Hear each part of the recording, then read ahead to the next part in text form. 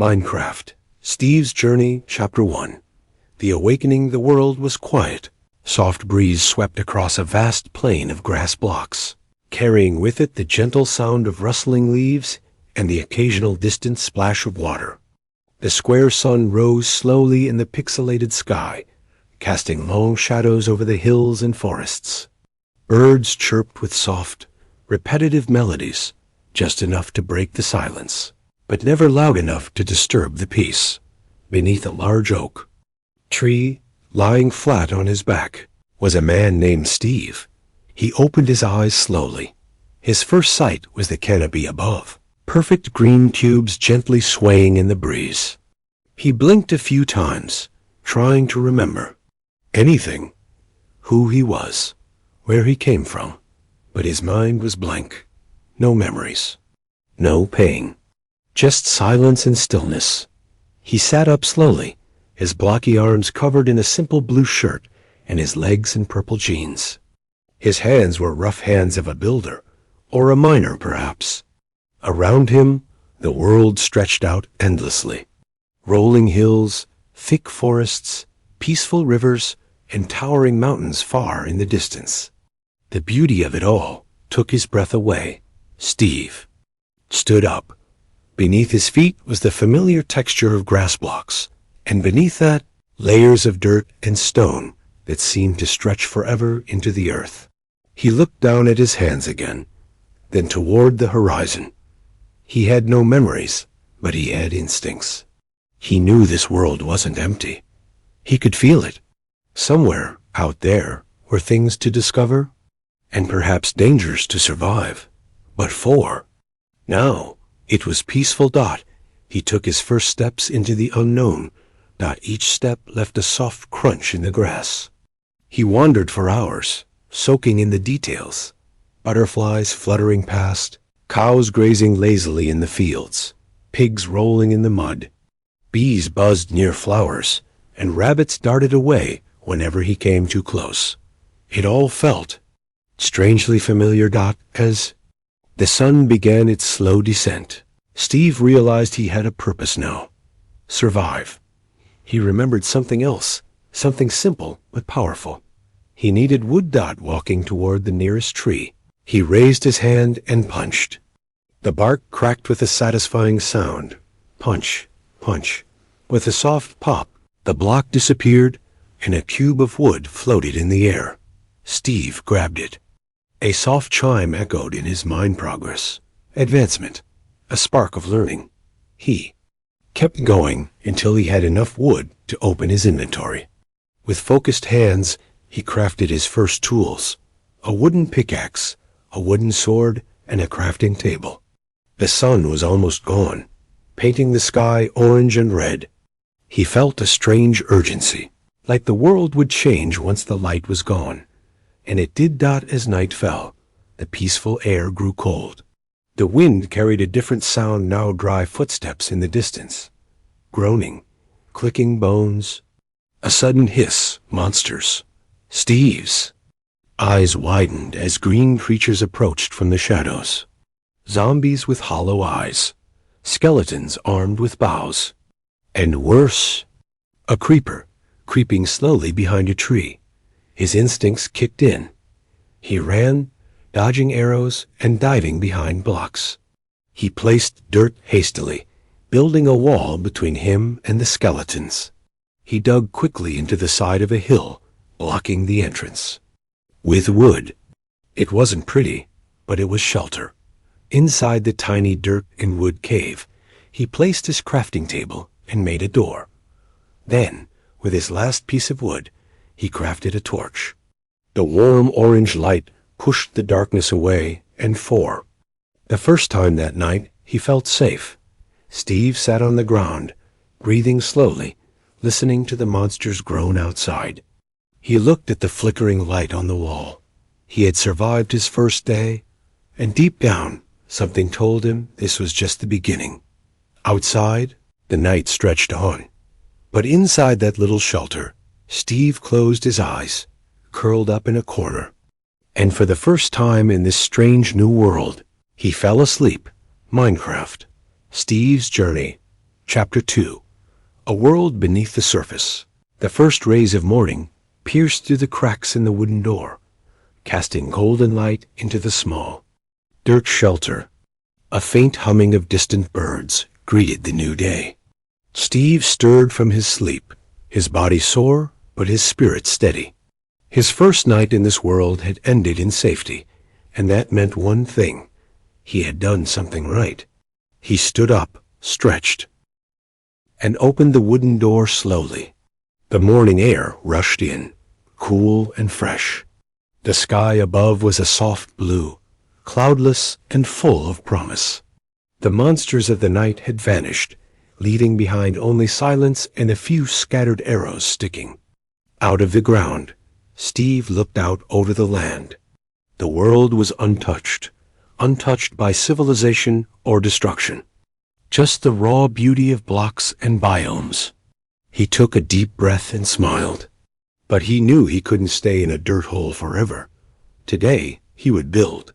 He began by chopping more trees oak and birch alike, gathering planks, sticks, and saplings. With each swing of his wooden axe, he grew more comfortable in his body, more natural, as if these were things he had done before. Maybe not in this life, but in another. A memory buried deep in his instincts. He cleared a patch of land near a small river where the grass was soft and the view stretched far. He flattened the ground with a shovel, then began placing blocks. One by one, first the floor, then the walls. It was a humble home, a rectangle of wood and planks with a cobblestone foundation. He added a door, some windows, and even a little overhang above the entrance. Nothing fancy, but it was his. Inside, he placed a chest and filled it with the few items he had: extra logs, some seeds, his wooden tools. He crafted a furnace and cooked the pork chops he had gotten from a pig earlier that morning. The warm scent of cooked meat filled the house, and for the first time, he felt like more than just a survivor. He felt like a builder.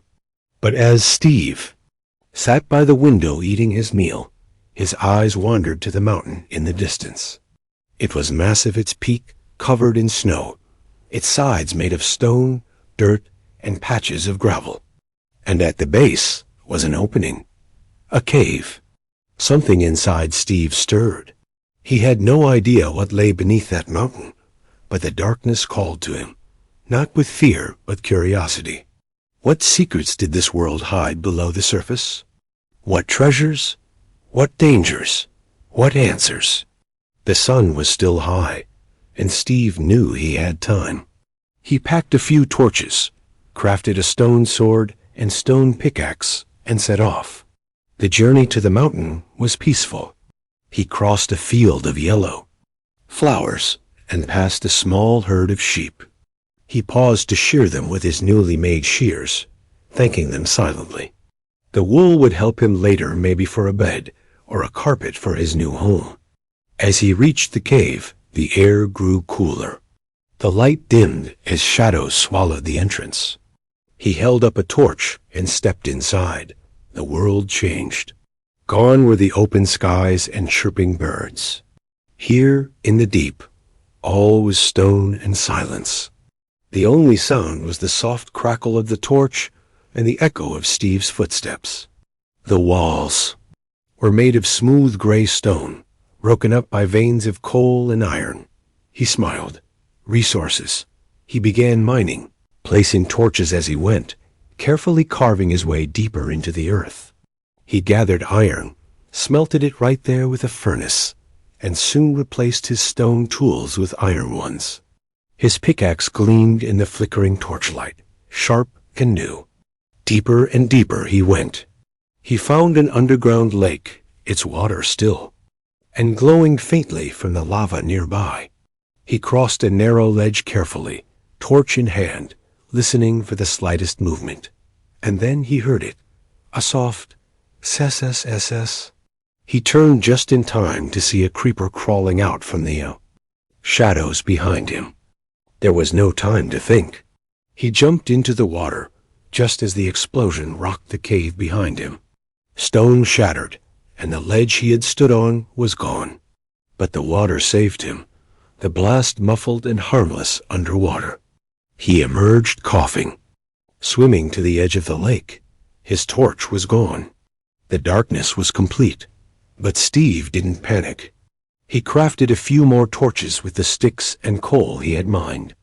Light returned, and with it, a sense of calm. He climbed up a new path of cobblestone blocks and continued forward. That's when he found it. A mineshaft. Wooden beams held up the tunnels. Cobwebs hung like ghostly curtains. Minecart rails ran in zigzagging paths. It was old, forgotten, but man-made. Proof that he was not the first. He walked slowly, listening to the faint creaks of wood and the distant clink of something walking across rails. He explored room after room, finding chests with bread, melon seeds, enchanted books, and strange, glistening stones. And then he heard the sound, not of monsters, but of music, soft, echoing, ancient. He followed it until he reached a large chamber, where glowing mushrooms lit the walls, and in the center was a single jukebox, dusty, silent now. But it had played. He was sure of it. Steve touched it gently. Who had left it here? Why? He had more questions than answers, but that was okay. He wasn't alone. Not truly. Someone else had walked these paths before him. Maybe one day he'd find them or their story. For now, he sat down next to the jukebox, lit a few torches to warm the space, and rested. The stone walls felt less cold, the cave less threatening. Steve closed his eyes, and once again he slept. Not because he was tired, but because dreams were beginning to form. And in those dreams he saw visions of a future not yet built, a city in the mountains, castles in the sky, portals to strange lands, and a dragon sleeping beneath the world. But those were dreams. Tomorrow would be another day, and the story was far from over. Minecraft, Steve's Journey, Chapter 3. The Echoes of the Deep. Cave was silent again. The torches Steve had placed continued to flicker gently, casting soft orange light across the stone walls. Dust drifted lazily in the air, caught in the glow. The old wooden beams of the mineshaft groaned occasionally, reminding him that time still moved, even here, deep beneath the world. Steve awoke slowly. He had slept near the jukebox, this strange artifact from another time. Though it hadn't made a sound since he'd arrived, its presence still hummed with something familiar, like a forgotten melody he had once known. He stood up, brushed the dust from his clothes, and lit a fresh torch. There was more to explore. He ventured deeper into the mineshaft, the air growing cooler, the silence thicker. He passed collapsed tunnels and broken rails, always careful to mark his path with torches and signs. It was easy to get lost down here. Time had no meaning underground. There was no sun to track, no birds to sing a morning song. Just stone, shadow, and the quiet thrum of the earth dot. Then he heard it. Not music this time, but a whisper dot. It was so faint he wasn't sure if it was real. A breeze that carried no wind. A sound without source. He stopped, dot listened, dot nothing, dot, but something tugged at his mind, a feeling, deep and wordless. A sense that he was getting close to something important. Something ancient, dot. He descended a narrow tunnel, half dug and filled with cobwebs. He slashed through them with his sword, the silk drifting. Behind him, the tunnel ended in a solid stone wall, but the whisper came again, clearer now. He dug dot stone by stone. He chipped away until his pickaxe struck something different, cracked stone bricks. His breath caught. These blocks didn't form naturally. He had found something. He cleared more rubble, and the wall fell away, revealing a large arched hallway hidden for centuries. Moss-covered stone bricks lined the corridor. Iron doors stood rusted in their frames. The architecture was unlike anything he had seen before. It felt older than the mineshaft, older than the caves. This was a stronghold. He stepped in cautiously. Air was different, heavier, like the world itself was holding its breath. His footsteps echoed against the walls, bouncing back with eerie delay. He passed empty prison cells, libraries filled with cobwebs, and fountains that no longer flowed. Then he found it. A staircase leading down, spiraling into darkness. He descended. Torch after torch lit his way until he reached the bottom and entered a wide chamber made of smooth stone and eerie green bricks. At the center was a structure, a portal frame, empty, silent. Steve approached. He had no idea what it was, but he could feel its power. The portal frame shimmered faintly, pulsing with hidden energy. It was incomplete, missing pieces, but it was clearly designed for something beyond this world. Around the frame, silverfish blocks twitched subtly, alive with ancient code. Steve backed away carefully. He wasn't ready for this. Not yet. He marked the location on a hand-drawn map and climbed back up the stairs. His thoughts raced as he left the stronghold behind, retracing his steps through the mine shaft and back to the surface. By the time he reached the entrance of the cave, the sun had just begun to rise again. The world greeted him with a soft breeze and golden light. It felt warmer than before. Steve returned to his house by the river, set down his tools, and stared out over the land. The mountain loomed behind him now, but before him stretched forests, deserts, oceans, places he had yet to see. He felt different, more alive. He cooked the food he had found, upgraded his gear with iron, and began to write. In a book he had found. In the stronghold library, he recorded what he'd seen. The portal, the whispers, the strange music in the mineshaft, because he had realized something. He wasn't here just to survive. He was here to understand. This world wasn't empty. It had stories to tell. It had secrets to reveal. And somewhere, maybe through that portal, there were answers. Maybe even other people. Maybe even a purpose. But not yet. For now, he had work to do. He began to mine more iron and build a forge next to his home. He planted crops, wheat, carrots, and melons, filling the land with new life. He built a dock by the river and crafted a small boat. He explored the nearby woods and set torches to mark safe paths. He even tamed a wolf.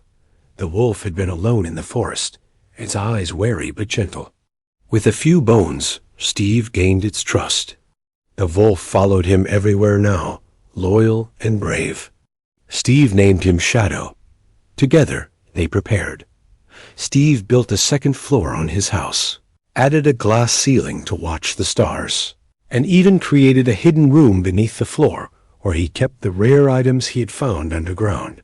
The world above was peaceful again.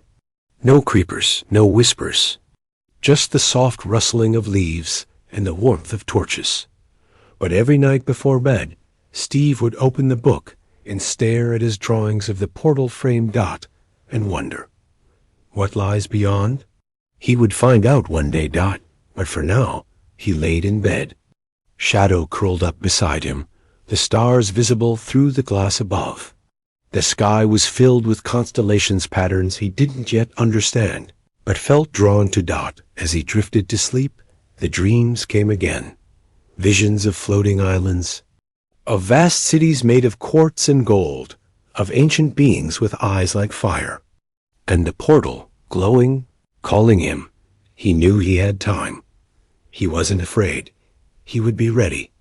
The adventure had only just begun, and the world of Minecraft was waiting. Minecraft, Steve's Journey, Chapter 4.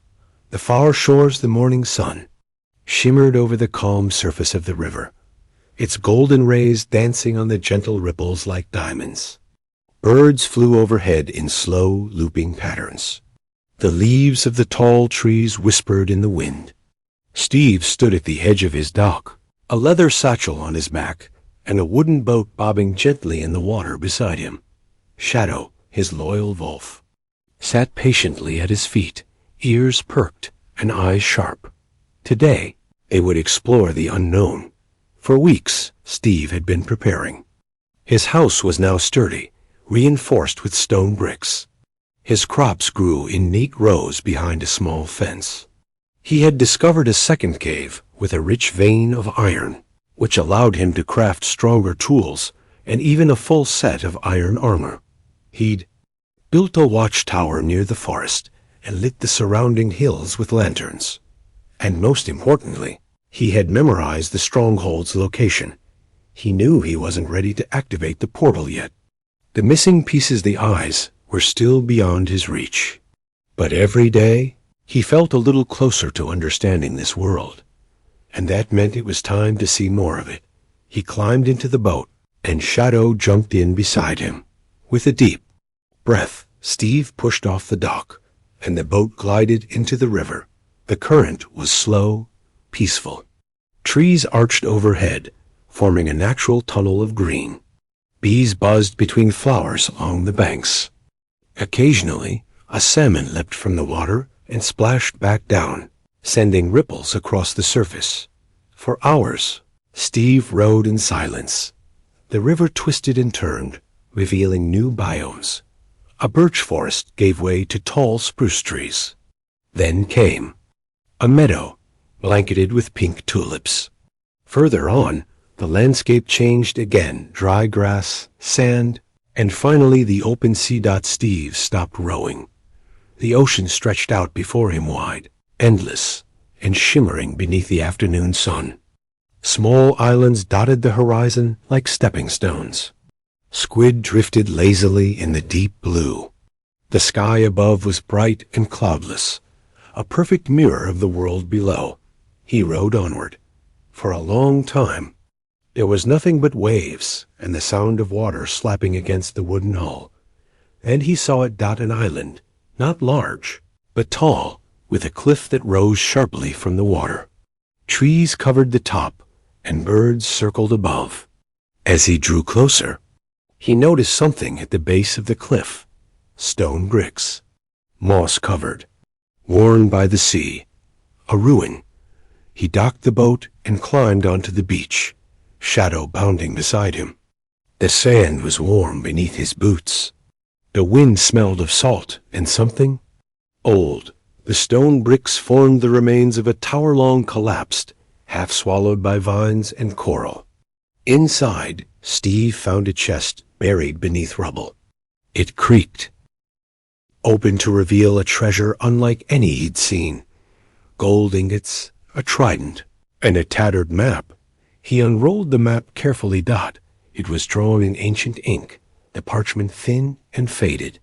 It depicted several islands, but one stood out, a large landmass shaped like a crescent moon, marked with a red X. The words written in the corner were not in any language Steve recognized, but they pulsed with meaning. He took the map, folded it gently, and placed it in his satchel. The mystery deepened. Night began to fall, and the ocean turned dark. Steve set up a small campfire near the ruined tower, surrounded it with stones, and cooked the fish he had caught earlier. The flames crackled softly.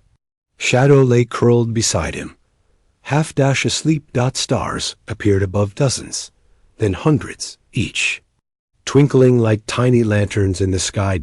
Steve looked up, thoughtful. He remembered the dreams, the dragon, the floating cities, the whispers in the caves. He didn't know what the red X on the map meant, but it felt connected. Everything did. The portal, the ruins, even the music from the mine shaft. He stayed by the fire for a long time, staring into the embers. He thought of what he had seen, what he had built, and what still lay ahead. Eventually, he rolled out his bedroll and lay beside the fire, his sword within reach, his satchel under his head. The sound of the waves was soothing, like a lullaby sung by the ocean itself. He fell asleep under the stars, and he dreamed. In his dream, he stood on top of the crescent-shaped island. The land was covered in obsidian spires that pulsed with purple light. A voice, not a person's, but the world, spoke to him without words. You were brought here for a reason. Then the dream shifted. He stood before the portal again, this time active, swirling with black and violet energy. He reached out to touch it, and woke up. The fire had gone out, but the memory remained. He packed his things in silence and returned to the boat. The map weighed heavy in his satchel, not because of its size, but because of what it represented. He didn't know where it would lead him, but he was going to follow it back on the water. The world seemed bigger than before, more alive, like it was watching him now, waiting to see what he would do next. And Steve was ready. Minecraft, Steve's Journey, Chapter 5. The Crescent Island. The sun rose slowly over the endless horizon, painting the sky with strokes of orange and pale pink. Steve had rowed all night, guided only by the moonlight and the ancient map he had found in the ruined tower. The sea was calm, like it too was waiting, holding its breath. And then, there it was, the crescent-shaped island. It emerged from the eyes. Mists like something out of a forgotten legend. Towering cliffs curved inward like the horns of a massive sea creature. The land was dark dense, with ancient trees whose roots slithered through stone, and whose leaves blocked much of the sun. The water around the island was unnaturally still. Even the seagulls kept their distance. Steve docked the boat in a small, sheltered bay and stepped onto a shore of black sand. The very air felt heavier here, like the world had grown older. Shadow padded beside him silently, ears flattened, tail low. They had reached a place the map had marked. But why? Steve followed the narrow path that wound between mossy stones and gnarled trees. The deeper he went, the more the island changed. Plants grew stranger, thicker, darker, and taller than any he had seen before. The flowers glowed faintly in the shadows. Vines moved ever so slightly when he wasn't looking, as if adjusting to his presence. Then he saw it, a stone gate, half buried in the earth, flanked by two statues of wolves. Not like shadow, but ancient ones, carved in obsidian with glowing red eyes. The gate was closed, its frame covered in old symbols that pulsed softly, almost like a heartbeat. Steve stepped forward, his torch casting light across the ruins. Nothing happened. He touched one of the symbols. It felt warmed out suddenly. A deep boom echoed through the island, like thunder underground. The symbols flared brightly, then faded, and the gate slowly began to open. Behind it lay a long staircase, descending into darkness. Steve lit another torch, took a breath, and began the descent. The air grew colder. Each step echoed louder than the last. The stone underfoot was smooth, unnaturally smooth, as if worn down not by time, but by purpose. Torches lined the walls, unlit, yet prepared. At the bottom of the stairs, the tunnel opened into a vast underground chamber. It was breathtaking. This ceiling was high, supported by pillars of emerald and obsidian. A giant circular design was carved into the floor, a map, perhaps, or a sigil. At its center stood a pedestal, and upon it, an orb. The orb floated inches above the stone. It glowed faintly with a soft purple hue and hummed in rhythm with Steve's heartbeat. Shadow stayed near the entrance, pacing uneasily, whining softly. Steve approached the orb. As he drew near, he began to hear something whispers, not from outside, but from within. His mind filled with distant echoes, fragments of thought, as if the orb itself was alive. It showed him flashes. Another fortress, burning. A dragon, circling in a sky filled with stars. The end cold, endless, and waiting. Then a voice, not from the orb, but from within him, spoke clearly. You are the first in many cycles. The orb flared bright, and Steve staggered back. The symbols on the floor lit up, forming paths that pointed in every direction. The orb slowly lowered until it rested on the pedestal once again, dim and still. The vision faded, but the meaning remained. Steve didn't understand everything, but he knew now that he was part of something bigger. This world wasn't random. It was ancient, watched, designed. And the orb was a key. He placed the orb carefully into his satchel. The pedestal dimmed, and the lights faded, returning the chamber to silence. He turned and left, retracing his steps up the long staircase. Outside, the world felt changed.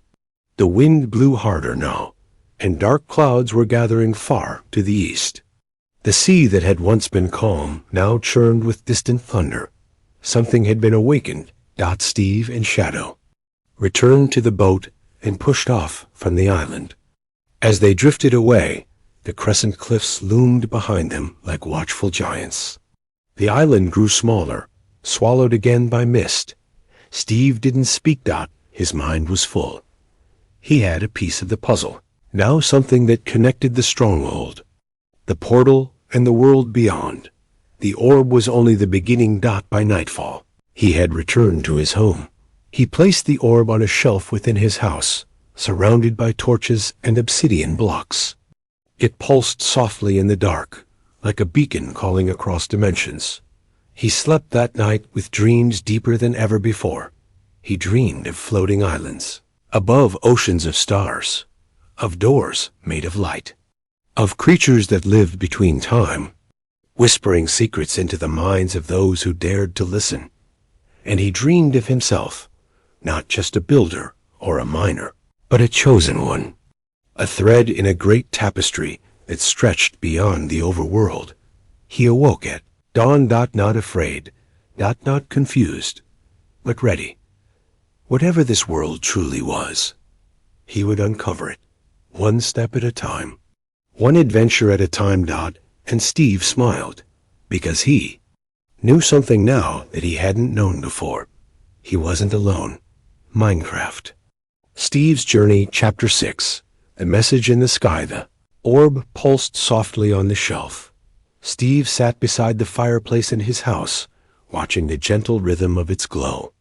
Outside, the day was quiet, the wind gentle, and the crops in the field swayed like they were dancing. Shadow lay curled near the doorway, his tail thumping lazily against the floorboards. Days had passed since Steve returned from Crescent Island, but the memory of the underground chamber still clung to him like mist.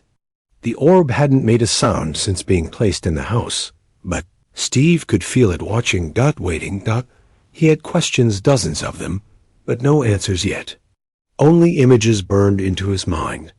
The fortress of flame, the dragon of stars, realm of the end.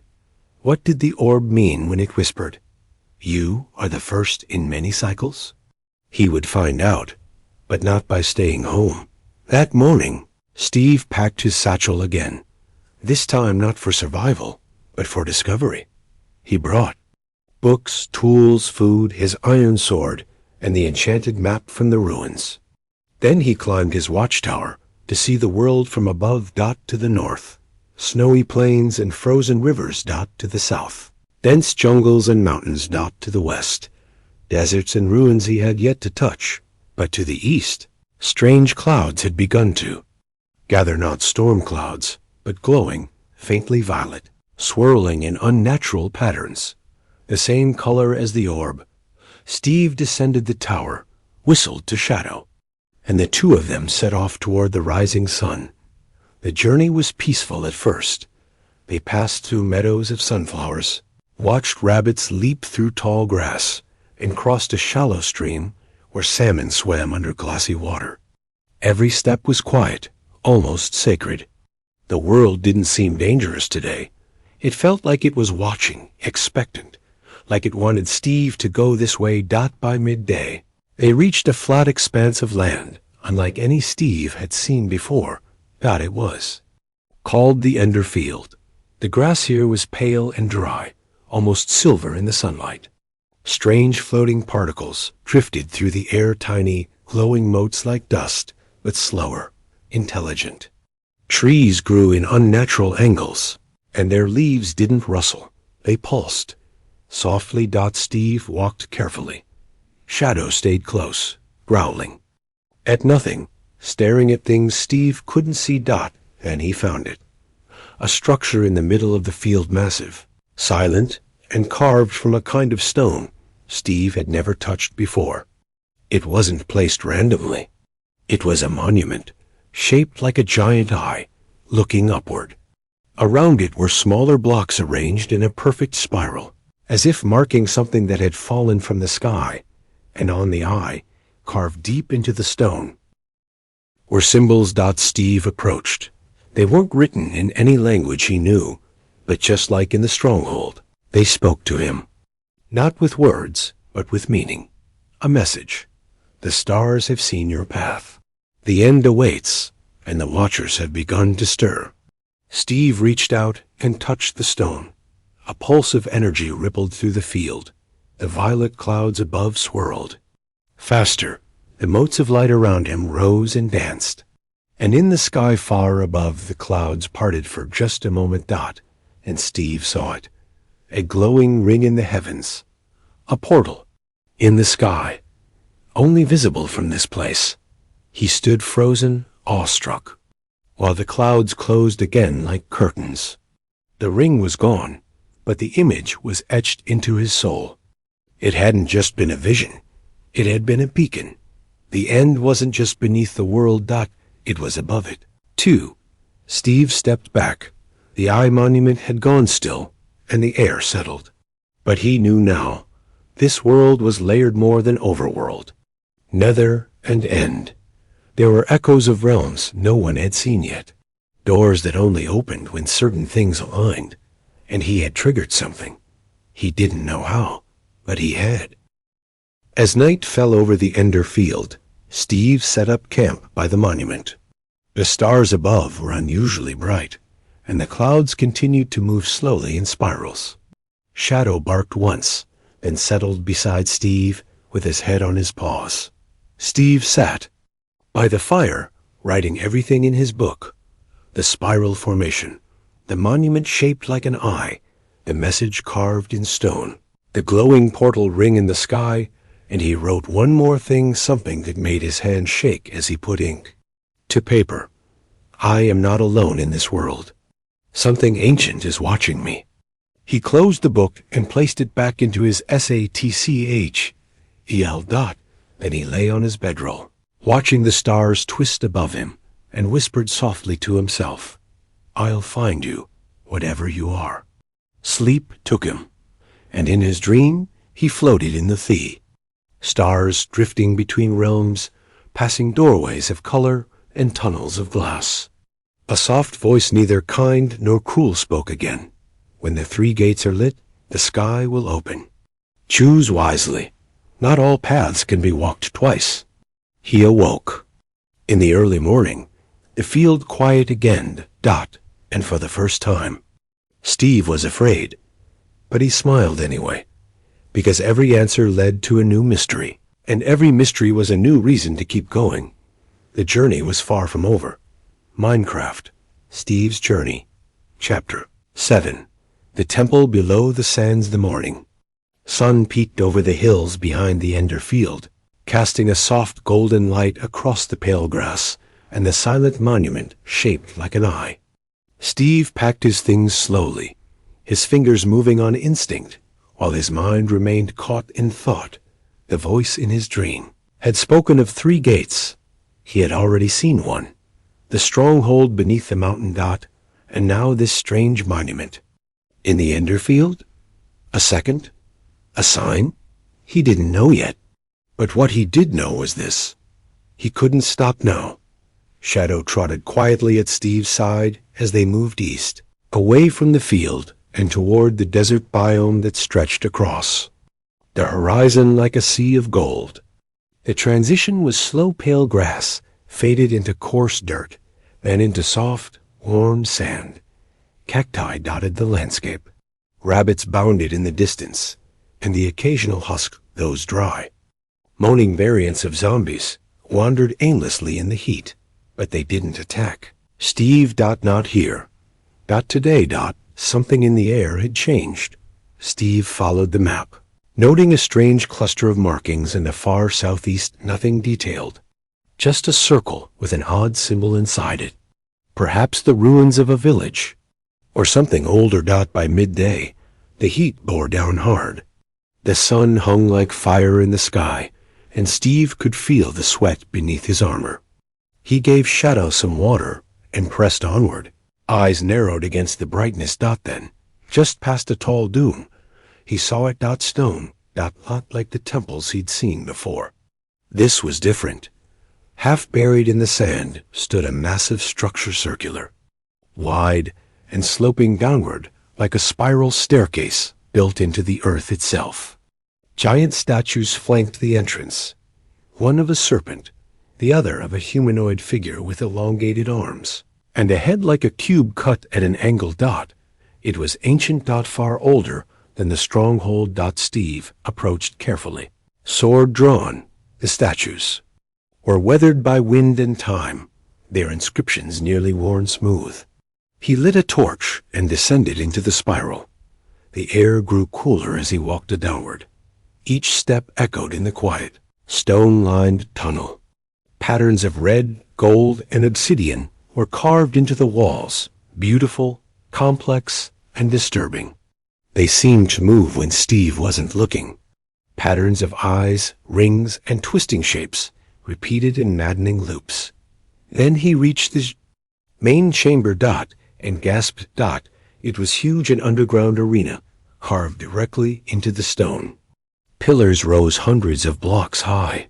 The ceiling was a dome of cracked sandstone, with a hole at its peak through which sunlight poured in a perfect column, hitting the center of the floor. There, surrounded by concentric rings of obsidian and redstone, was a gate, a real one. This one was different from the end portal he had seen. Taller, vertical. Its frame was made of polished blackstone, inlaid with glowing glyphs that pulsed like breathing light. The portal itself shimmered like still water, though nothing showed beyond it. Steve approached slowly, awestruck. As he reached the edge of the portal, something activated. A whisper filled the chamber, not in his ears, but in his mind. The same ancient presence from before. Familiar now. Then the portal rippled. Images flashed before his eyes. A golden city buried beneath sand, forgotten by time. Warriors with blue eyes and stone armor falling in battle.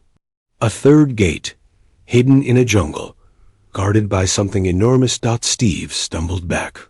The images faded, and the portal went still. Shadow growled. Steve turned around and saw them. Figures. Tall, cloaked, in tattered black robes, their faces obscured, standing at the edge of the room. Not monsters, not mobs. Watchers. They didn't move, didn't attack. Just watched. Steve raised his sword, but the blade felt heavy. The Watchers lifted their arms in perfect unison and pointed at the portal. Then, one by one, they turned and faded into shadow, vanishing into cracks in the stone, as if they had never been there at all. Steve stood alone again. The portal was quiet. He reached forward and touched it. Nothing happened, but he felt it now. Like the others, this gate needed something. A key, a trigger. Perhaps the orb, or something else entirely. Something from the third gate. He took out the orb and held it near the portal. Pulsed softly. The glyphs on the portal brightened for a moment, but then dimmed again. Not enough. Not yet. Steve sighed, returned the orb to his satchel, and lit more torches around the chamber. He set up a temporary camp by the wall and opened his journal. With careful hands, he wrote everything. The stone spiral, the black stone portal, the cloaked watchers, the vision of the third gate. As he wrote, Shadow sat quietly beside him, eyes fixed on the still portal. Night had fallen above, though in the chamber below the desert, it remained timeless. Steve leaned back against the sandstone wall, gazing at the strange architecture above.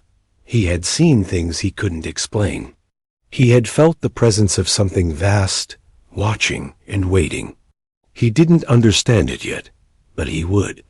That night, sleep came slowly. When it did, he dreamed of 3 lights in the sky, forming a triangle. Each light connected by lines of fire, and at the center of the triangle, a door of impossible size and shape. The same voice spoke again, deeper this time. The final gate watches from the green heart. When you see the beast, do not run. Steve woke in a cold sweat. The desert was silent above. The chamber was still. He packed his things, took one last look at the black stone gate, and began the long climb back to the surface. He knew where he had to go next. The jungle. Minecraft. Steve's Journey, Chapter 8. The Green Heart. Journey to the jungle took days. Steve crossed vast biomes, rivers that glowed with moonlight, fields of red poppies that swayed like waves, and mountains that pierced the sky with snow-capped peaks. Shadow stayed close, silent as always, but alert. He too could feel it. The shift in the world, the change in the wind. Ever since Steve had touched the blackstone portal beneath the desert, the world had become more alive. He could sense it in the little things, how leaves rustled not just from wind, but as if whispering to each other. How mobs, once aimless, now stared longer before walking away. How the moon seemed to hover slightly too long in the sky before giving way to dawn. The path turned greener by the 5th day. The grass thickened, vines dangled from trees, and parrots sang from the canopy in melodic patterns that almost sounded like words. The jungle had arrived, and it was vast. Steve had seen jungle biomes before, dense, loud, and humid, but nothing like this. This one was ancient. The trees were wider than houses. Their roots twisted above ground like stone sculptures. Moss covered everything, and the air was heavy with the scent of water and growing things. Monkeys hooted from high branches. Fireflies glowed beneath ferns.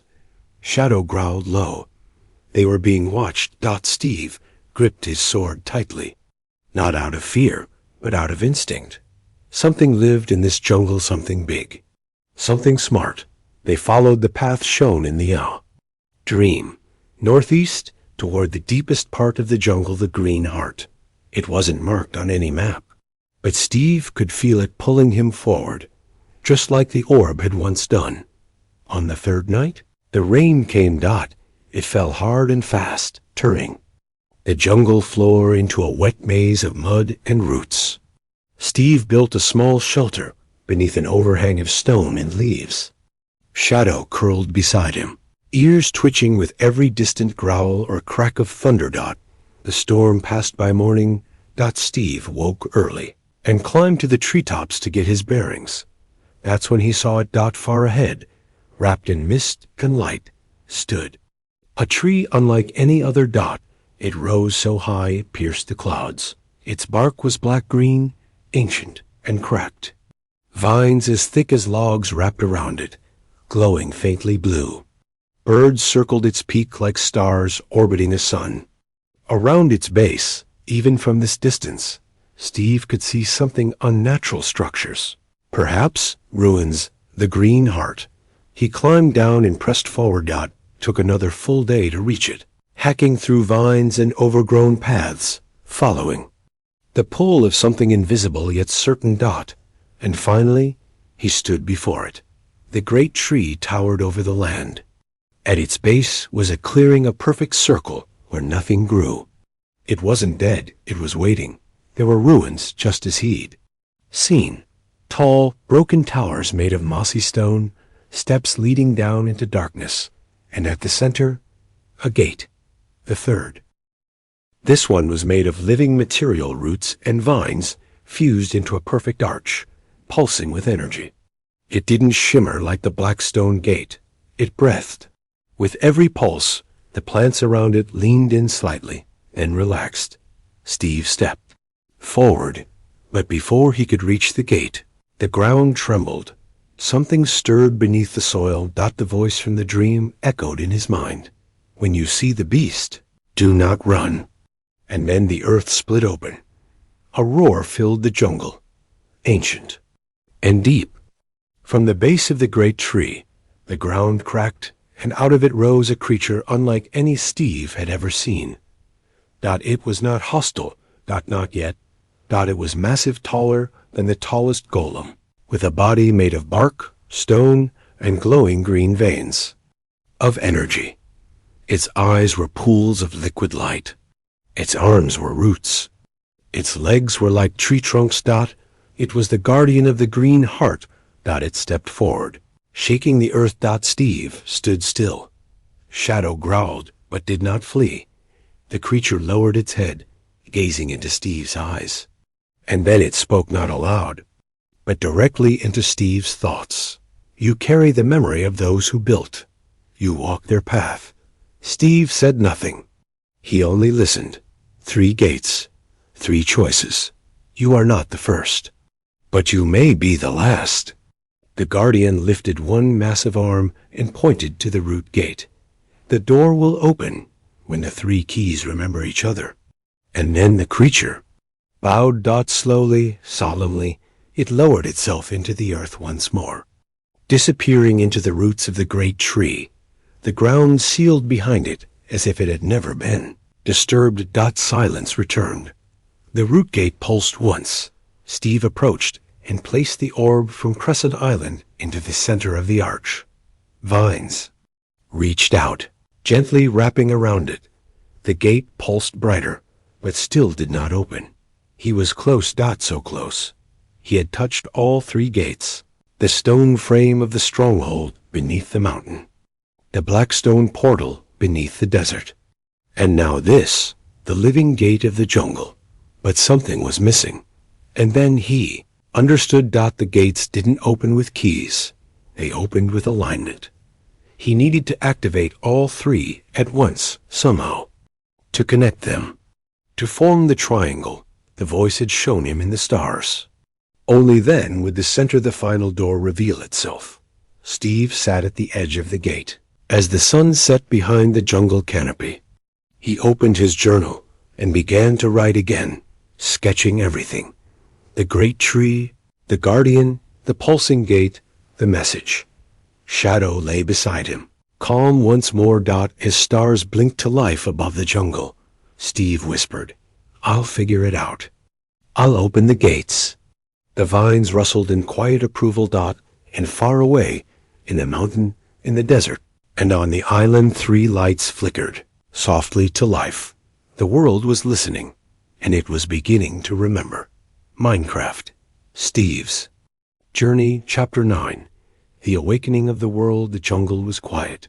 Night had wrapped its arms around the great tree, casting long shadows across the ruins and the pulsing root gate. The stars above blinked behind passing clouds, and somewhere in the treetops, an ocelot prowled silently.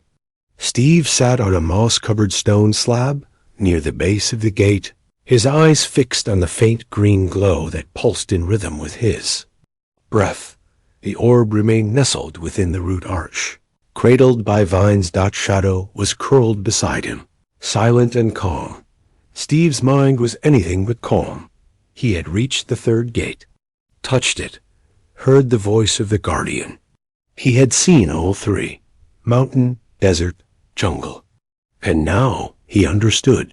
They weren't just doors. They were anchors, pieces of a larger mechanism. Like points on a triangle, they formed a structure, not just on the map, but within the world's memory. And that structure led to something greater. A 4th location. The center. Steve stood up slowly and retrieved the orb.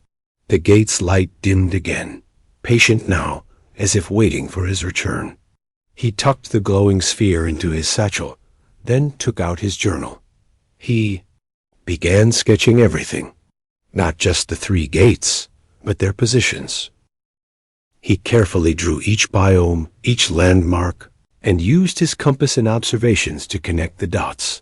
That's when he saw it. Dead center dot in the middle of the triangle formed by the 3 gates. There was a stretch of land he hadn't explored. An unmarked space between the jungle and desert, nestled at the foot of a mountain range.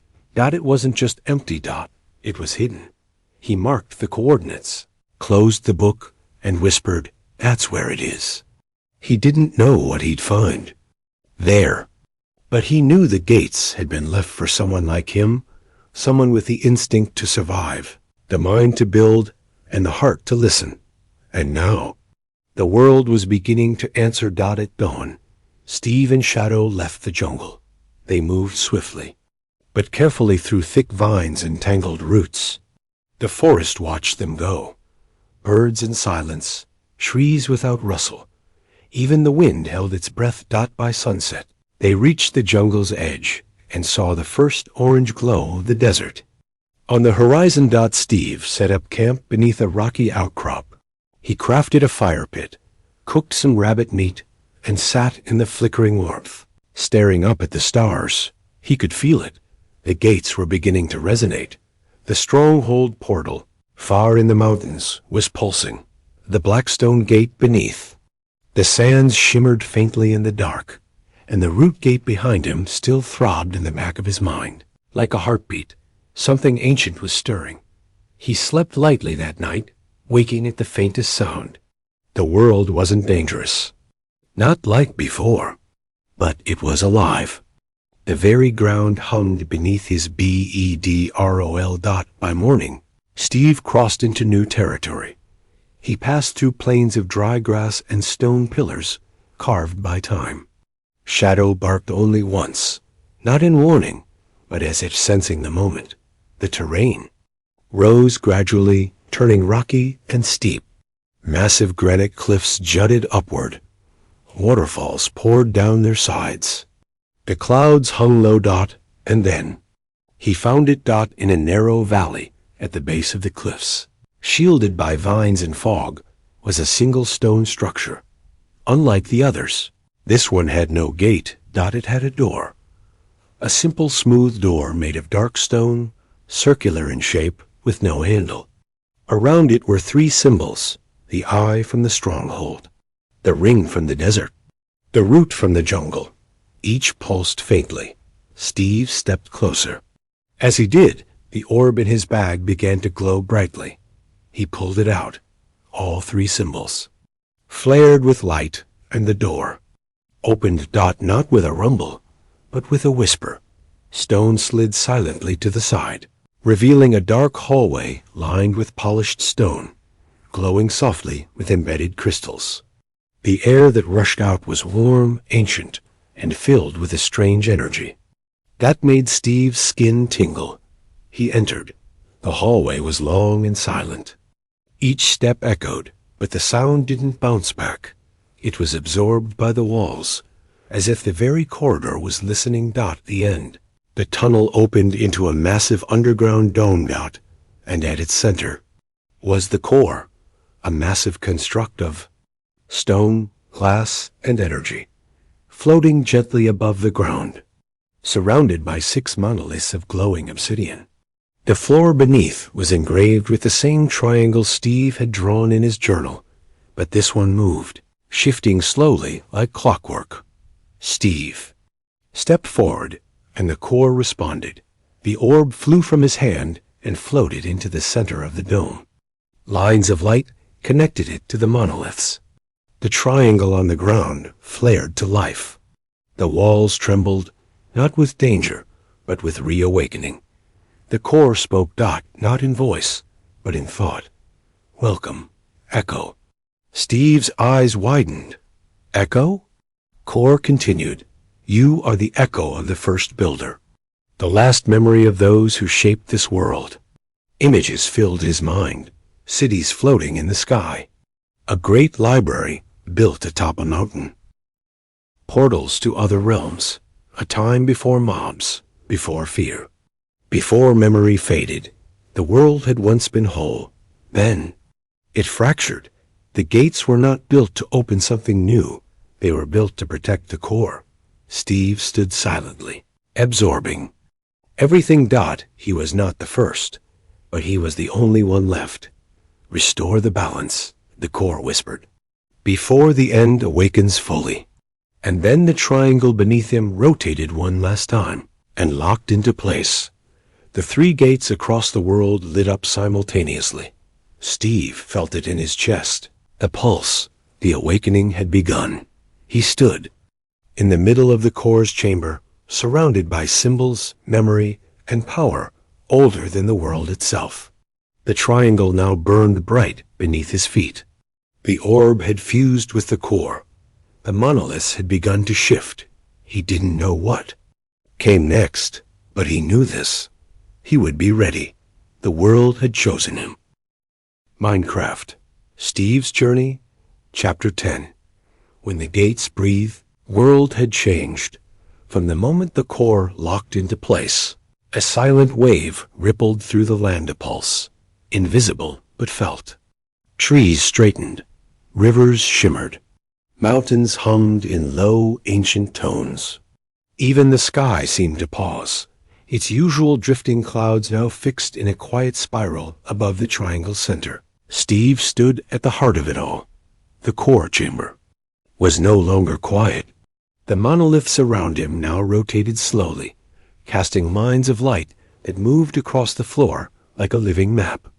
The orb had disappeared, absorbed into the floating core, its glow now part of the whole. The triangle beneath his feet pulsed with a steady rhythm, like a heartbeat. He reached out instinctively and placed his hand on the central monolith. A flash, and suddenly he could see not with his eyes, but through the world itself. For a brief moment he saw the three gates, the stronghold buried in stone, its portal frame glowing with pale fire, the black stone arch deep under the desert, now wrapped in flickering violet chains of light, and the root gate pulsing with green energy, its vines trembling as if in anticipation. All three gates were awake, but they weren't just activated. They were opening. The core spoke again, softly, like a memory buried beneath snow. 3 paths, one truth. You may only enter one. Steve stumbled back. Only one? Before he could ask anything more, the monoliths glowed brighter and cast beams of light across the walls. They connected, formed a symbol, a hexagon with a diamond at its center. Another message, etched into the air in white fire. The world was once one. The builders shattered it. The gates are your trial. Choose wisely, for only one path may remain. Steve stared at the message for a long time. Shadow whined quietly beside him. He sat on the stone floor, heart pounding, mind racing. He had come so far. He had walked through caves, deserts, jungles, ruins, and visions. And now, the world was telling him this wasn't just about surviving. It was about restoring or choosing. He took out his journal, turned to the last blank page, and began to write everything down.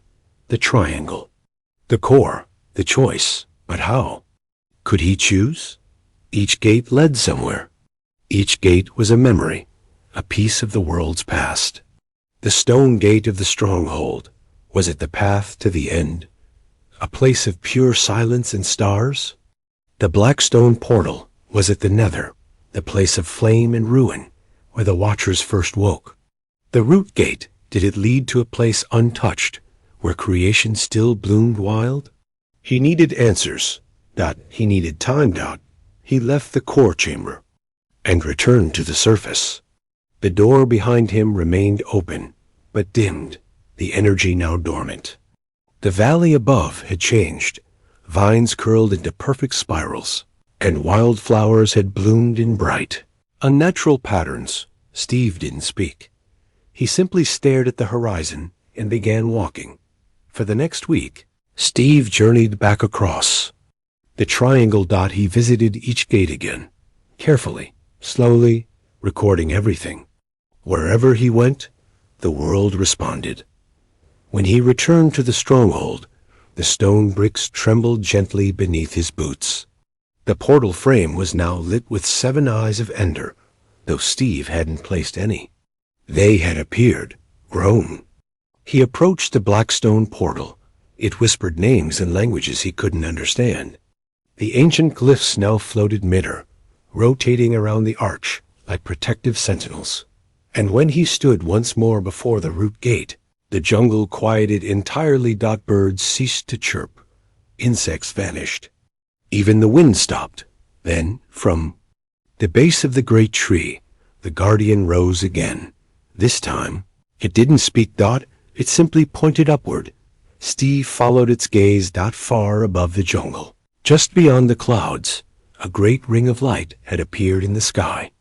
A rift, a 4th gate, a final door, and deep inside, a shape, a massive figure, coiled and asleep, something with wings, too large to live, too quiet to be dead. Steve's breath caught. He was looking at the Ender Dragon, but not the one from the old legends. This one was asleep, and watching. The guardian slowly returned underground. The jungle exhaled again. Steve whispered under his breath, "It's not over." Back at home, Steve returned to the river house where it all began. The home was exactly as he'd left it. The crops were growing. His old tools were still hung on the wall. And in the center, sitting where the orb had once glowed, was a new object, a cube. Not a block, a perfect cube, smaller than a block, floating, transparent, humming with deep energy. It rotated slowly and projected holograms into the air. Maps of the world, symbols, shapes, and a timer. 3 lines. 3 symbols. 3 glowing pulses. Each slowly ticking down, one by one. Each tick brought the world closer to something. He didn't know what, but he knew this. The 3 gates weren't just options. They were locks. And soon, the world would ask him to unlock one, only one, and the others would vanish. Forever. Steve stared into the cube's glow as the sun set behind his home. He felt the weight of time, of story, of the thousands of builders who had once walked where he now stood. His hands shook, not from fear. From knowing. This was real, and it was almost time. Minecraft. Steve's Journey, Chapter 11. The countdown begins. Cube floated silently in the center of Steve's home, casting soft patterns of light on the wooden walls. It rotated slowly, gracefully, like it had all the time in the world. But Steve could see the truth. It didn't, and neither did he. The symbols orbiting the cube 3 glyphs, each tied to a gate, now pulsed in a rhythm that hadn't existed. Days before, their soft glow had shifted from blue to orange, then to red, and beneath each symbol, a number. 3. Each number changed, not in seconds, not in minutes. But in days. A countdown. Steve stared at the cube, heart steady, mind racing. 3 days. Until what? He didn't know. Not yet, but he could feel it in the world itself. The earth was warmer beneath his boots. The mobs had begun to change. Zombies that once wandered aimlessly now gathered in circles at night, humming quietly. Skeletons no longer fired blindly. They aimed for his torches. And in the forests, animals began to vanish. The balance was shifting. The gates weren't waiting anymore. They were preparing. Steve stepped outside. The river still flowed, but slower. The trees still stood, but stiffer. The wind no longer carried the carefree sounds of bees or birds. It was silent, tense, thick like fog. Shadow stood at the edge of the dock, staring east. Steve followed his gaze. Far beyond the hills, above the jungle, the rift in the sky still glowed larger now. The coiled shape within it had begun to move. Just slightly. Just enough. The dragon was stirring. He turned back toward his house and opened his chest. It was time to prepare. For the next 2 days, Steve worked without rest. By torchlight and by moonlight. He moved. He reforged his armor, not just iron now, but diamond, enchanted with the rare books he had found in the stronghold. He sharpened his sword, reforged his bow, brewed potions of fire resistance, strength, and night vision. He baked loaves of bread and grilled every piece of meat he had stored. His satchel grew heavy. And then he built. Not for battle, for memory. He carved a monument beside his house, a smooth stone pillar engraved with the symbols of the 3 gates. Around it, he planted saplings oak for the overworld, crimson roots for the nether, and jungle saplings for the end. It was not a weapon. It was a reminder that no matter what path he chose, something would be lost. On the night of the 2nd day, the cube glowed bright red. The numbers had shifted. 1. Steve sat beneath the stars, staring at the sky. It was clearer than he had ever seen it. The stars no longer drifted randomly. They aligned, forming constellations he'd never noticed before. One looked like a key, another like a spiral, and another like a dragon's eye. He opened his journal and began to sketch them all. Not as decoration, as messages, signs. Somewhere in the pattern was an answer. He flipped to the first page. There, among the dirt-smudged words and fading ink, he saw what he had once written. I don't know who I am, but I will find out why I'm here. He smiled softly, because now he knew he was the echo, the last spark of the first builder. The world had waited for him not to conquer, but to remember. And now it was his turn to choose which memory to keep alive. The final morning came. The sun rose blood orange, casting long shadows across the land. The cube now floated outside, spinning above the stone monument Steve had built. Its symbols pulsed quickly, red, red, red, and beneath them, no more numbers. Just 3 words. It is time. Steve placed his hand on the orb. And the world stopped. He was no longer in his home, no longer by the river. He stood in a white void, infinite and calm. The ground beneath his feet was smooth, glowing quartz. Before him, 3 portals now stood. The end gate, a swirling black-violet portal framed in stone. Silent, vast, and ancient. Beyond it, the Ender Dragon. And the stars.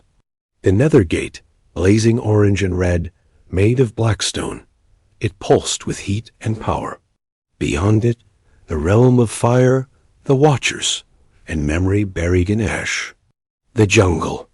Gate, green and gold, made of wood and light. It pulsed with life. Beyond it, something untouched. Creation. Possibility. Steve stepped forward. Each portal whispered his name. Echo. But he couldn't enter yet. A final voice filled the void, familiar now. The core. You may open only one world to preserve. The others shall fall. Choose not with power, but with purpose. Steve closed his eyes. He remembered everything. The long walk from the first cave, his tiny wooden shelter, the wolves, the mountains, the mine shafts, the orb, the visions, the gates, the guardian. Minecraft. Steve's Journey, Chapter 12. The gate of light and loss. The void was silent. 3 gates stood before him, pulsing gently, as if breathing. The end gate, tall and dark, swirling with stars and silence. The nether gate, trembling with fire, rage, and forgotten memories. The jungle gate, wrapped in vines and gold, glowing like a living heart. Steve stood motionless, eyes shifting from one path to the next. His mind replayed every moment of his journey, every decision, every place that had whispered his name through. The stones and trees. Shadow sat beside him, still, quiet. And then the core's voice returned, softer now. Echo. The world is listening. The gates are waiting. The end is near. Steve closed his eyes. He thought of the orb, dot of the ancient ruins, dot of the image in the sky, the massive coiled shape drifting in sleep above the world, dot the ender dragon. He opened his eyes, dot then stepped forward, not toward the fire, not into the stars, but toward the green gate, the jungle gate, the living one, the gate of creation. Dot the moment his foot crossed the threshold, the entire void pulsed. All three gates flared with light, one green, one violet, one crimson, then dimmed, and vanished. Only the jungle gate remained. It opened, dot not like the others. No swirling portal, no energy blast. It bloomed, dot the vines curled outward, revealing a path, long, winding, endless. A world behind it full of forests unlike any Steve had seen, towering biomes, floating gardens, creatures that shimmered with light, birds that sang in chords, rivers that flowed uphill. Dot it wasn't just another world, dot it was a seed, a beginning. Steve turned back once, dot the void behind him was empty. The other gates had vanished, dot so had the cube, dot so had Shadow. Steve blinked, his heart raced. He called his companion's name, once, twice, but the void gave no answer. Dot then, just as panic gripped his chest, a voice, familiar and deep, echoed from behind the gate. He walks ahead of you. He has already chosen. Steve stepped forward. What he saw beyond the gate was not a world, dot it was a memory being born. The jungle around him wasn't like the old one. It was brighter, more vivid. Every leaf shimmered as if made from light and sound. The trees sang when the wind touched them. The sky was no longer blue. It was layered in golden clouds, forming spirals that shifted with Steve's thoughts. He walked through this new place for hours. There were no monsters, dot no hunger, dot no death. Yet it wasn't a paradise. It was unfinished, as if it waited for someone to shape it. Then he found it, dot at the center of a grove. Surrounded by glowing mushrooms and tall crystal plants, stood a structure made entirely of light and moss. Dot a new core, dot smaller, dot alive, dot. Resting in front of it was Shadow. The wolf stood, tail wagging slowly, as if he had never disappeared at all, dot. Steve ran toward him and knelt beside his companion. Shadow licked his face gently, dot. Then the core spoke, but not in words, dot in understanding. You have chosen growth. You have chosen memory. You have chosen to build, not to burn. The trees around the core shifted, and a platform rose, dot. It held a single item. Not a weapon, not armor, but a seed. A perfect cube of life. Dot Steve picked it up, and the jungle pulsed in recognition. The core whispered one final message. You are not just Echo. You are the new first. Away, in the skies above the old world, now locked behind time, the ender dragon opened one eye, dot. It saw nothing, and returned to sleep, dot forever. Dot Steve stood beneath the glowing canopy of his new home. He had no instructions, dot no enemies, dot no rush, dot just a seed and an entire world to grow, dot from this point on. Everything he built would matter. Every tree planted, every cave explored, every structure created would not just shape the land, dot. It would shape existence. And so, beneath golden clouds and singing trees, Steve smiled. He held the seed in his hand and began again. Minecraft. Steve's Journey, Second Cycle, Chapter 13. The Garden of Forgotten Builders. The golden sun rose slowly over the new world, dot. There was no pain, no danger, no decay, dot, and yet the air carried something older than light itself. Memory, dot. Steve awoke in a house he didn't remember building, dot. Its walls were soft like wood, but shimmered like glass.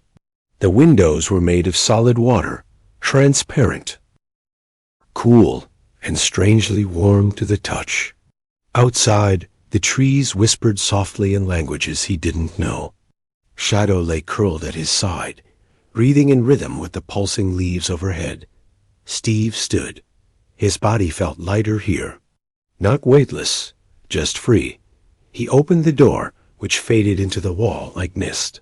The world outside greeted him not with birdsong or wind, but with a hum, a low living vibration.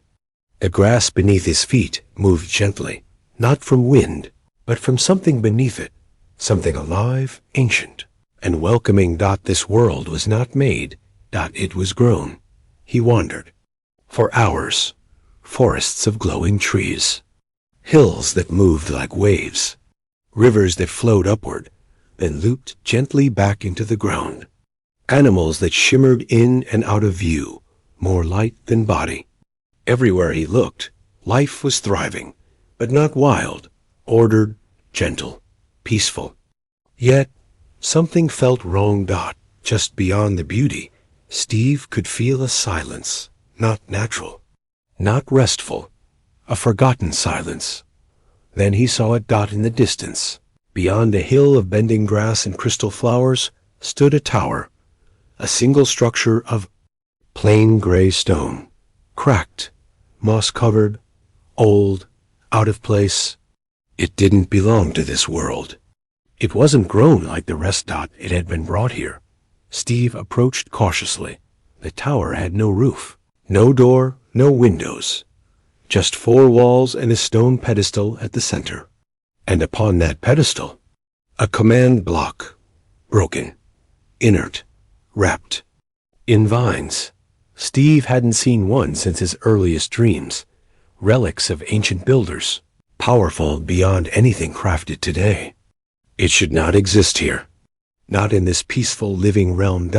He reached out, touched it, and the world froze. Everything stopped. The trees, the light, even the air. And then a voice, not the cores, not the watchers, but human, echoed across the sky. If you're hearing this, I failed. Steve's heart pounded. I tried to preserve it, all of it, a clean world, a reset, a copy made from light and code. But I couldn't finish. The last cycle collapsed, not by war, not by fire, by forgetting. We stopped remembering what we were. Now you're here. You feel new, don't you? But you're not. You're an echo, like I was. If you're still listening, then you're already being watched. Beneath this piece, there are roots, and in the roots, there are shadows. The voice faded. The command block cracked, split down the center, and turned to ash. And then the world restarted. The grass flowed again. The trees shimmered. The sky pulsed softly with color. But the silence Steve had felt earlier had grown. He turned around. In the distance, far among the glowing trees, a figure walked slowly between the light. Tall, robed, still. A watcher. Steve didn't chase it. He didn't need to. He knew what it meant. The watchers had entered this world too. That night, Steve slept uneasily. And he dreamed. He saw other versions of himself, hundreds of them. Some in caves, some in castles, some standing at the edge of great cities made of gold. Each looked up at the same moment, toward a sky filled with rings and stars. And one of them screamed, "Don't wake the sleepers." Another answered, "We don't have a choice. The 4th gate is already opening." Then silence, and Steve stood alone again. But behind him, something stirred, a sound of stone sliding, of roots twisting, of eyes opening. He awoke, gasping. Shadow stood at the foot of the bed, ears forward, growling softly, not toward the door, but toward the wall. The wall of light. Steve slowly got up, stepped outside. The trees were glowing, but they were no longer. Pulsing gently, they were. Tense. As if preparing for something. By sunrise, Steve wandered deeper into the new world. He followed the flow of the land until he reached a clearing so still it felt sacred. And there, in the center of that grove, stood another house, identical to his own. Same water-glass windows, same fading door, same curved roof made of wood and light, but it was empty. Inside, dust floated where there should be none. Books sat on shelves, written in strange block text that flickered when read. The bed was perfectly made, and in the center of the table, a map showing this world, the new world, and marked upon it 4 points. 3 of them pulsed softly. And the fourth glowed red. Steve looked at the title scrawled across the top of the map. Cycle 01, version 9.4, memory layer. Active. This wasn't just a world. It was a save file. A sandbox. Memory trying not to be erased. And someone else had been here before. Someone like him. But where had they gone? Steve stepped outside again, heart heavy. He looked to the sky. Above the jungle, high in the clouds, the rift was gone. But in its place, a black sun had begun to rise. And beneath it, the shadows of the trees. The watchers were gathering. Watching. Waiting. And Steve, now fully awake, whispered, "This world isn't finished. And neither am I." Chapter 14. The Archives Beneath the Sky. Sun was wrong. Steve could feel it now. It hung overhead like a frozen ember, black and silent, casting no heat, no shadow. The light in this world had not come from it for days. The world continued to shine, yes, but not from the sky. The trees, the water, the very ground glowed with memory. And now that glow was beginning to fade. Steve stood in front of the identical house he had found, the one that matched his own. The dust inside hadn't moved. The books on the shelves flickered with unreadable code, and the map on the table, marked with 4 pulsing points, still sat there. Waiting. He stared at it for a long time. 3 points glowed blue, stable, known, but the fourth pulsed red. That red point rested high in the mountains to the north, past a fog-covered biome Steve hadn't yet explored. It wasn't part of the growing world. It was hidden beyond the living systems, isolated. And yet, it was calling him. Shadow stood at the doorway, tail low, eyes fixed on the northern ridge. Steve took the map and left. Without a word. The journey north took 2 days. The sky remained dim. No more birds sang. The glowing trees grew thinner, and the animals became less frequent. Steve passed broken towers hidden in the mist, overgrown with glowing moss, some half-eaten by pixelated corruption. His footsteps echoed louder now. It was as if the world were becoming less real. On the second night, Steve set up camp beside a quiet lake. The water glowed beneath the surface, but only in soft flashes, like memories trying to stay alive. Opened his journal. On the final page, in his own handwriting, were words he didn't remember writing. The builders knew. They just didn't know how to forget. And neither do I. Steve stared at it for a long time, then closed the book. The next morning, he reached the mountains. They were unlike anything he had seen. Not natural, but generated. Perfect slopes, identical curves. Stone placed not by nature, but by code. They were early, unfinished. They bore the fingerprints of an older version of the world. And at the peak of the highest ridge, half hidden behind a wall of fog, he found the entrance, not a gate, not a ruin, but a console. It stood like a monument, smooth black stone carved into a rectangle, with glowing lines of redstone pulsing through it like veins. There were no buttons, no levers. Just a screen. Across it, a single word pulsed. R.C. Chives. Steve stepped forward. The world behind him blurred, and the mountains disappeared. He awoke in darkness. Total. Pure black. No torchlight. No ground. No sound. Then, a hallway lit up. One long corridor. Smooth quartz floors, glowing edges. Along the walls, doors. Dozens. Hundreds. Each labeled with a name. Cycle _ _01 cycle _ _02. Cycle _ error. Cycle _ _04 _ unstable. Cycle _ _05 purged. Cycle _ _06 locked and so on until he reached one door. Labeled : cycle _ _09.4. Currented. Glowed softly. Steve touched it, and the door opened into light. What lay beyond was not a landscape. It was a gallery. Massive glass walls stretched infinitely. Inside them, frozen moments, preserved perfectly. Old worlds, failed simulations, broken cities. Biomes split in half. Massive creatures frozen mid-motion. And at the far end of the gallery, a mirror. Steve walked to it. The mirror reflected not just his image, but hundreds of versions of him. Steve in iron armor.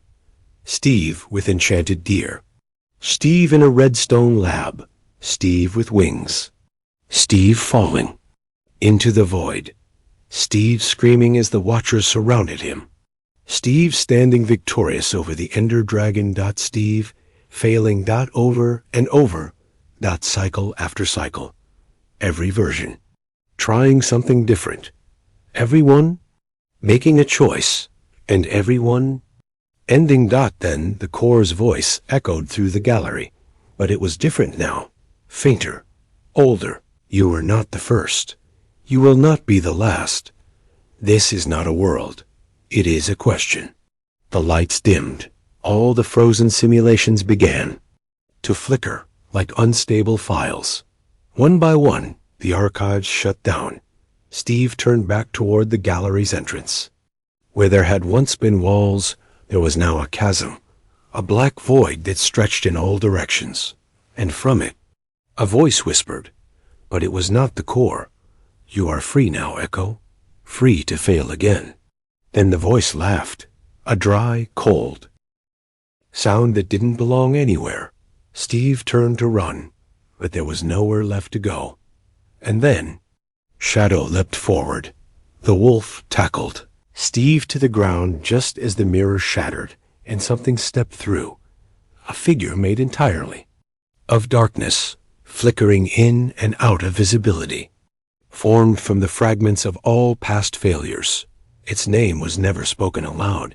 Steve knew it, the broken one, a reflection of every Steve who had failed, corrupted, bitter, angry. It reached out, whispering, reset with me, or burn it all. And then, light, blinding light, the world shattered like glass, and Steve awoke once more. At his house by the glowing river. But this time, everything felt wrong. The door wouldn't fade. The sky was too still. The grass no longer pulsed.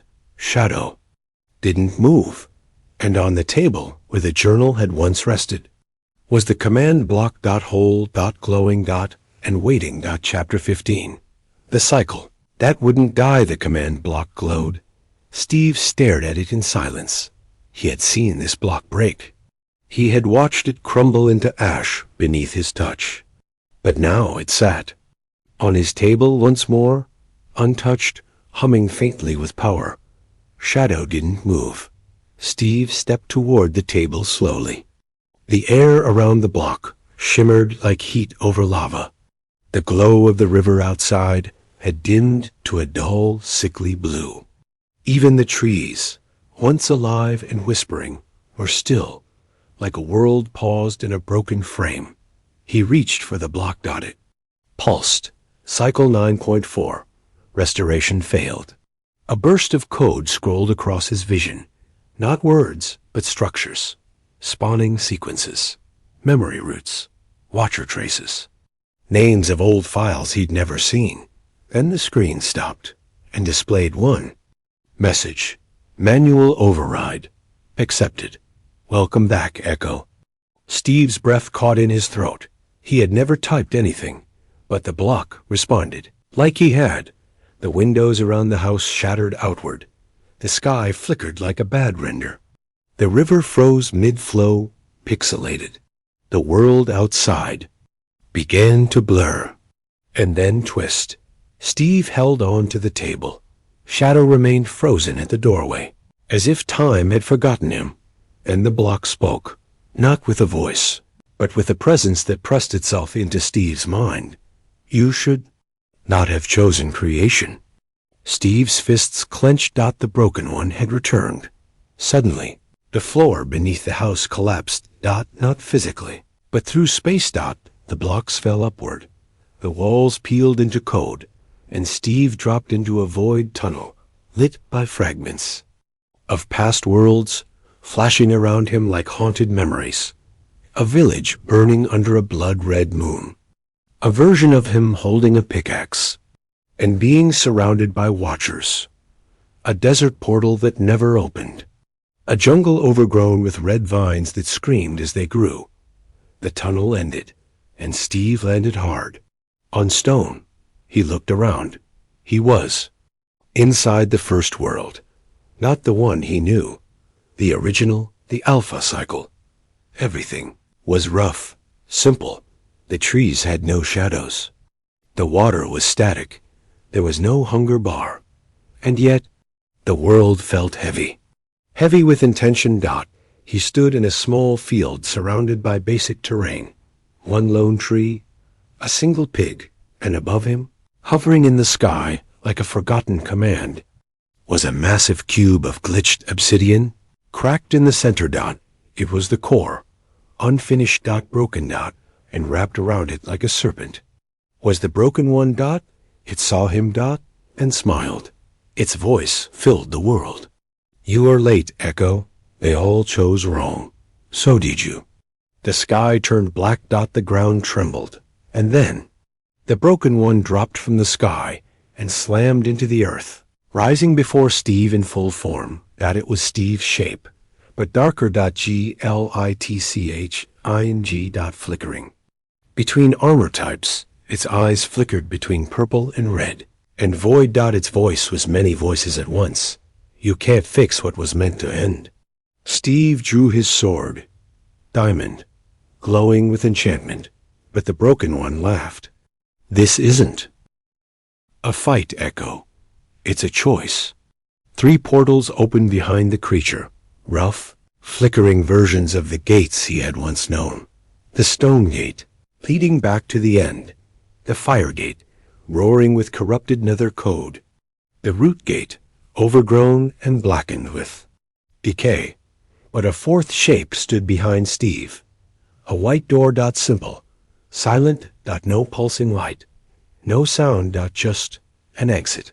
Choose a gate, the broken one said, or walk through the door and forget it all. Leave the cycle. Let it rot. Steve stood in silence. His mind raced. His hands shook. Every step he'd taken, every gate he'd activated, every core he'd awakened, had led to this moment. And now he had 4 choices. Fight for a world that could collapse again. Enter the end and seal it with silence. Burn it all down and rule the remains. Or walk away. But then he felt it. Not in his hand. In his heart. The seed. The one from the jungle. The one that survived. The reset. It pulsed. Warm. Steady. Steve looked at the broken one and stepped toward the white door. The creature shouted, "There's nothing out there." But Steve didn't stop. He opened the door and walked into light. Not fire, not void, but sunlight. The real kind. A sky that wasn't rendered. A wind that smelled like earth. He stood on a plain. Trees rustled. Water flowed. And in the distance were voices. People. Not players. People. Builders. Farmers. Inventors. Living in peace. Living without code. Steve fell to his knees. The cycle was broken. He had found the outside. Behind him. The white door closed. And for the first time, it stayed closed. Forever. Minecraft. Steve's Journey, 3rd Cycle, Chapter 16. The world beyond blocks. The grass was real, not textured, not coated. It bent beneath Steve's boots with weight, with pressure. With memory. He stood in a valley where birds flew in patterns too perfect to be programmed. Where the sun warmed his skin, not his UI. Where hunger wasn't a meter, but a feeling in his stomach. The wind brushed his face, and for the first time, he felt human. Not an avatar. Not a simulation. Not an echo, but alive. Shadow barked. At his side, no longer pixelated, no longer blocky. His fur moved with the breeze. His paws left footprints in the earth. He sniffed the air and looked up at Steve with wide, intelligent eyes. Somehow, he had made it too. They had both escaped. But where were they? Ahead lay a small village, not made of blocks, but real wood, stone, and glass. It sat quietly beneath the shadow of a tall mountain, surrounded by wheat fields and stone walls. Smoke curled from chimneys. Bells rang gently in the wind, and people, real people, moved through the streets. Steve took a step forward. His body felt strange, heavy, precise. He no longer controlled his movement. He was the movement. No inventory screen. No HUD. No crafting grid. Just hands. Skin. Breath. Life. He approached the edge of the village, heart pounding in his chest. A child saw him first, then pointed. Look! The villagers turned. Some stepped back. Others narrowed their eyes. A man stepped forward, tall, gray-bearded, wearing leather patched with copper and moss. He carried no weapon, only a lantern and a worn cloak. He studied Steve for a long moment. Then spoke in a voice that felt ancient. Another one has crossed. Steve opened his mouth to speak, but no words came. The man stepped closer. You came through the white door. Steve nodded. The villagers whispered behind him. Some smiled. Others looked fearful. The man looked up at the mountain. Then back at Steve. You need to understand something, Echo. The use of that name made Steve flinch. This is not the end of the world you left. It's what it was before it was stolen. That night, Steve sat by a real fire. The warmth was not programmed. It bit at his fingers, kissed his face. The man sat beside him. His name was Elias, and he had crossed through the white door long ago. He explained everything. The world you knew, the cycles, were never the game. They were the prison. A simulation built on top of this world to keep. Something trapped. Every time someone chose the end, it sealed the door tighter. Every time someone chose fire, the lock spread. But those who chose life, who planted instead of destroyed, began to break the walls. You were the last one needed, the final echo. And now that you're here, the others will follow. But so will it. Steve looked up. Elias's face was grave. The broken one knows you escaped. It will look for you, not in code, but in dreams. The fire crackled. Steve remembered the mirror, the failed versions, the other echoes screaming across the cycles. Now he understood. Those weren't just versions. They were souls trying to wake up. In the days that followed, Steve learned how to live. He planted real wheat, carved real wood, cooked food by fire. He learned to speak with the villagers, to listen to the birds, to read the sky and shadow. Chased real rabbits for the first time. But every night, the dreams returned. Dreams of gates opening in the stars. Dreams of corrupted eyes watching from behind the sky. Dreams of voices whispering one word: reset. One evening, Elias approached. With a heavy cloth bundle, he unwrapped it slowly. Inside was a single item, not made of code, but of crystal and copper. A cube. It shimmered faintly, not with power, but with memory. It's a seed, Elias said, not for planting, for remembering. He placed it in Steve's hands. Your journey isn't over. The others are coming. And they won't all choose the door you did. That night, as Steve walked into the woods alone, the cube pulsed gently in his pocket. Stood at the edge of a cliff, the sky wide and clear above him. Stars twinkled, real ones, but in the far corner of the sky. A rift flickered. Brief. Silent. Then vanished. Steve closed his eyes and whispered to the night, "I'll be ready." Because the cycles were broken, but the system was still listening, and something or someone was trying to restart it. Minecraft. Steve's Journey, third cycle, chapter 17, The One Who Never. Chose days passed. Steve worked, not with crafting tables or commands, but with his hands. Real stone, real timber, real sweat. He chopped trees in the forest beyond the village and carried logs on his back.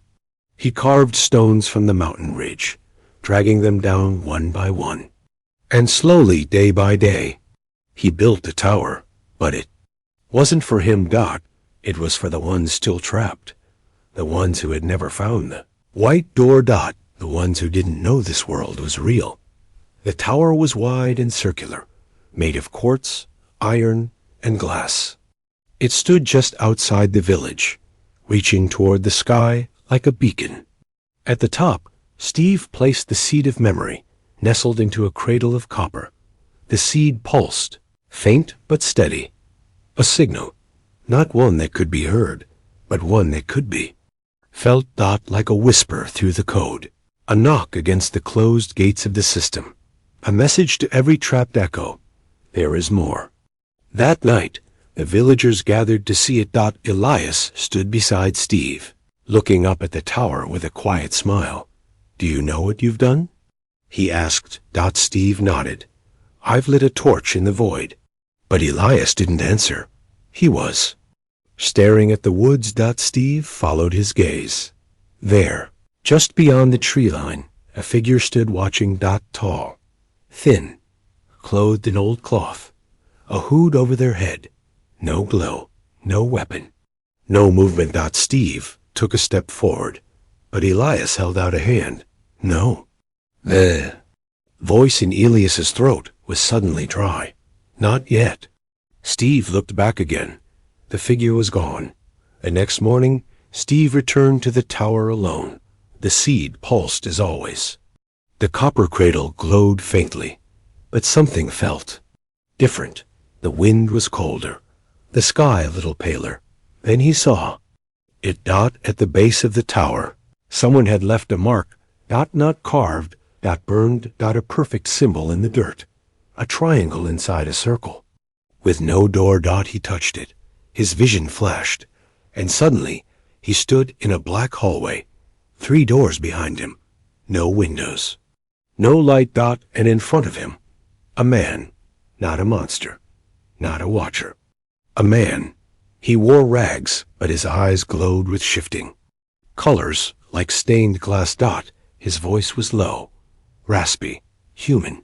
"You're the one who chose?" Steve said nothing. The man smiled bitterly. "I didn't. Not once. The stranger's story. They call me many things in the code. The static.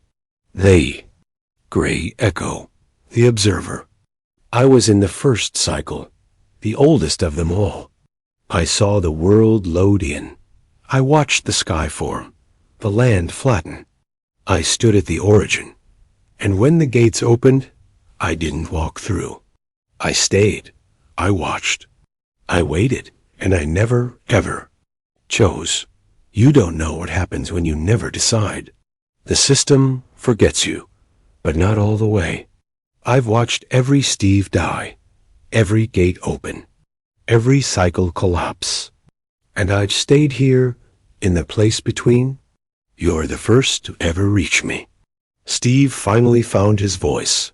"Why did you bring me here?" The man turned. His eyes flickered.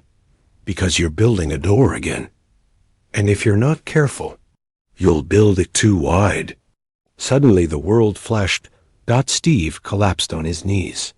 The black hallway shook, not with sound, But with rejection. A warning. The man stepped back. You don't understand what's watching the cycles. You never did. The watchers aren't. The architects, they're the jailers. Steve gasped. His chest hurt. His head spun. Who built it? He asked. Who made the system? The man's voice dropped to a whisper. I think we did. Steve awoke on the grass. It was morning again. The tower stood where he left it. But now, the seed of memory had changed. It no longer pulsed softly. It sang, not loudly, but like a hum through the earth. And the world had changed, too. The villagers no longer looked at Steve the same. Some bowed, others stepped away, and Elias stood in the distance, watching the forest, because he had felt it too. Something ancient had woken in the code, and far away, beyond the sky, a gate had begun to open. Gate no one had built, a gate that had no end. Minecraft, Steve's Journey, 3rd Cycle, Chapter 18. The world before code. The tower hummed softly. Each morning, its pulse grew louder. Each night, its glow reached farther into the hills and sky. The villagers called it the Lantern of Memory, and they began to gather near it in silence, just to stand in its presence. But Steve couldn't sleep. Not anymore. Since meeting the stranger, the one who had never chosen, the one lost between cycles, something had changed inside him. He could feel it in his chest, like a second heart, beating out of sync with the world around him. It wasn't fear. It was recognition. Part of him had always known that something deeper lay beneath all of this. Something older than the blocks, older than the systems, older than the gates. And now, he could hear it calling. From beneath the earth. That morning, he left without telling anyone. Shadow followed without a sound. They walked past the fields, beyond the edge of the towers, light, and into the ancient forest to the north. There, beneath the roots of twisted trees and rocks covered in frost, Steve found what he hadn't been looking for. A hole, circular, perfect, not made by nature, not even made by players. The stone that surrounded it was smooth, seamless, cold. Steve stepped closer. The ground beneath his boots shifted, and then it opened. He fell for what felt like hours. No light, no wind, not only pressure. And then impact, not pain, not bone, just weight. He stood. And saw the impossible. A chamber. No blocks, no commands, no world. Only rings, massive spiraling rings of metal, and stone and glass, spinning slowly in an infinite loop. In the center hovered a core, but not like before. This one was alive. It pulsed with a light so deep, it had no color. Steve stepped forward. His feet didn't touch anything, yet he walked. Then the core spoke. Not in code, not in memory. But in origin. What are you? Steve asked aloud. The answer came like thunder and whisper at once. I am the architect. I do not live in worlds. I build them. Steve's chest tightened. You built the cycles? No, they were built from me, as shadows are born from fire. You were not meant to reach me, but you planted a seed, and it grew into memory. Now I remember you. The chamber changed.